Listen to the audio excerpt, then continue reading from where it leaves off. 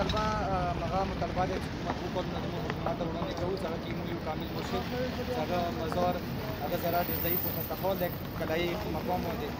هغه زراعت مرامات غواړو تعلیم تزین غواړو خو ډېر بدقسمتۍ سره 40 دن در موږ کچا پخه کې پوره شوه نه هغې درنې سایزخوار یکجهتیا دپاره موږ راوتي خو اوسه پورې حکومت طرف نه څه پوزیټیو ریسپانس نشته. یاره تاسو څه ګڼو دي چې بنیادي مشکلات چې دي زراعت نقل سوال یا د اجازات نه ورکول دي کې بنیادي مشکلات د حکومت نااهلي دی د حکومت عدم توجه دی خپل نظر سره دا څه مسلکي مسله نه دی الحمدلله نو ټول خلک په پاکستان کې چې ویني دي هغه خپلونه غنو خو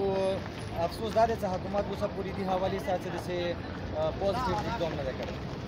چې بالکل دوی خبره تاسو واورېده چې دا کلایا ورکځای کې کوم دوی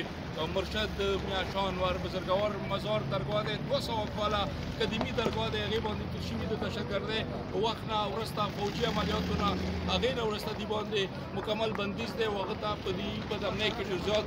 نقصان هم رسېدلی دی هغه درګاه ته دوی دا غواړي چې هغه د کلاو کړلی شي او تیر شوي 2 کالو راسره دا د دوی احتجاجونه روان دي او